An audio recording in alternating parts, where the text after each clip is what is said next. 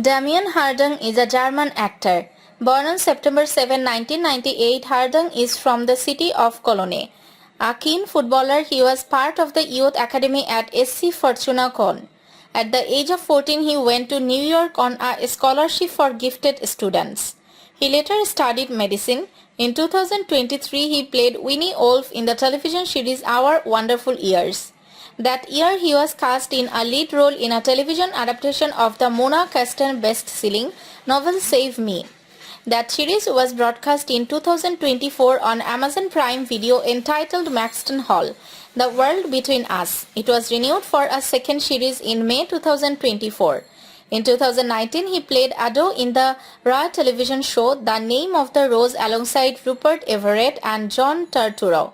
That year, he also appeared in the German Netflix series How to Sell Drugs Online Fast as Daniel Riefert. He reprised the role in the 2022 spin-off series Buba.